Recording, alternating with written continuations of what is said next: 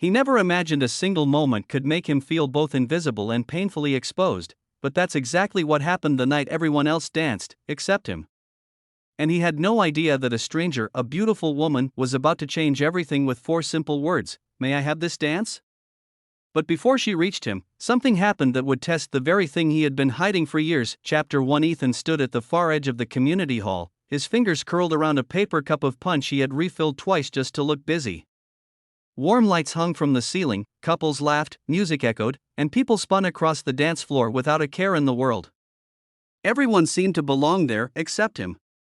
A single dad in a borrowed suit, trying to give his 8-year-old daughter the father-daughter winter dance she'd been begging to attend. Lily ran circles around him, greeting her friends, twirling in her tiny blue dress, her little shoes clicking on the floor. She looked magical. She looked like her mother, something that filled Ethan with both joy and a quiet ache every time he saw it. "Daddy, why aren't you dancing?" she asked, out of breath from spinning. Her cheeks were pink, glowing like she carried her own light. He forced a smile.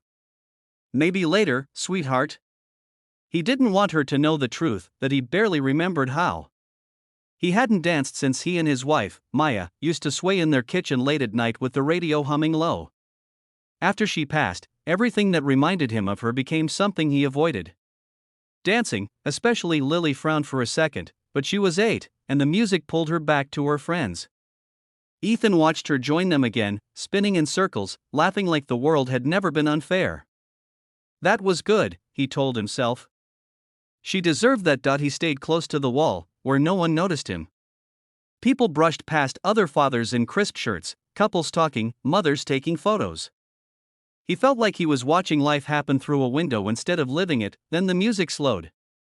The announcer's voice echoed, "All right, dads, find your daughters." Ethan froze. This was the part Lily had been excited for all week. She rushed toward him, eyes bright. "Dad! It's our song." His chest tightened. His throat stung. The old fear crept in. The memories. The weight he thought he could hide forever, but he forced himself to nod. "Okay. Let's do it." They stepped onto the dance floor. For a moment, just a moment, he felt like he could do this. That he could be enough for her.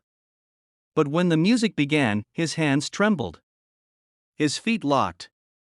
He tried to move, but his body refused. "Daddy?" Lily asked quietly. He swallowed hard. "I'm sorry. I can't." Her smile fell. And the worst part? She didn't argue. She simply nodded, like she had expected him to disappoint her. She walked away to join a friend's dad, who welcomed her with open arms and lifted her hands gently as the song played. Ethan backed away from the floor, shame burning through him. Every step he took felt heavier. He leaned against the far wall again, staring down at his shoes. He wasn't jealous of the other fathers. He was disappointed in himself. He didn't notice her at first, the woman who had been watching him for almost the entire evening, but he noticed when she started walking straight toward him. Chapter 2. She stopped right in front of him. A woman with auburn hair pinned neatly, soft eyes that didn't look through him but at him. She wore a simple black dress, nothing too loud or attention-seeking, yet there was something about her, something steady, warm. "May I ask you something?" she said. Ethan straightened awkwardly. Sure." She tilted her head toward the dance floor. "Why are you standing over here alone? You look like you're waiting for permission to join the world." He blinked, startled. "It's not like that. I'm just not much of a dancer." "That," she said with a gentle smile, "is rarely the real reason." She saw too much. He wasn't used to that. Before he could reply, Lily came running back, tugging the woman's hand excitedly. "Dad. This is Miss Harper, she's my art teacher." Ethan's eyes widened. "Oh, you're the Miss Harper Lily talks about?" She laughed softly. "I hope she says good things." "She says you're her favorite teacher," he admitted. Lily nodded proudly. "Miss Harper said she was coming tonight. And she said she'd dance with me if I needed a partner. She's really good." Harper crouched down to Lily's height. "Your dad was watching you the whole time, sweetheart. You two make a beautiful team." Lily beamed, then rushed back to her friends as an upbeat song replaced the slow one. Harper rose and turned back to Ethan. "So," she said. What's the real reason you won't dance? He stared at the floor. I used to dance. With my wife. After she passed. I stopped. I guess I didn't realize how much until tonight. Her expression softened with understanding rather than pity. Loss doesn't stop life, she said quietly. It pauses it. But you're still allowed to hit play again. He let the silence sit for a moment. Then unexpectedly, Harper offered her hand. Single dad or not, hurting or not, you deserve a dance too. He panicked a little. I can't. I'll step on your feet. I'll take the risk. He hesitated, then slowly placed his hand in hers. She led him gently into the center of the room, not pushing, not rushing, just guiding. The music wasn't slow or romantic. It was light-hearted, fun. She swayed easily, showing him small, simple steps, and somehow, he didn't fall apart. For the first time in years, he laughed, not out of politeness, but from something waking inside him.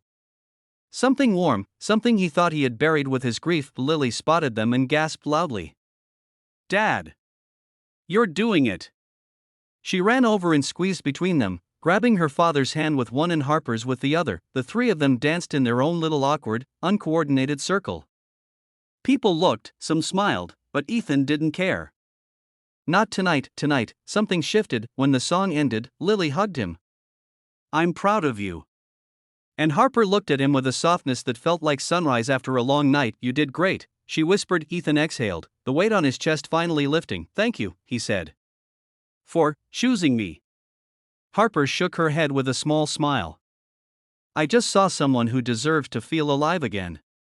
And for the first time since he lost Maya, Ethan didn't feel broken. He felt hopeful. Maybe life wasn't asking him to forget the past, just to make room for a new beginning. And that night, on a crowded dance floor he once feared to step onto, a single dad realized something powerful. Sometimes the dance you're afraid to start ends up saving you in ways you never expected.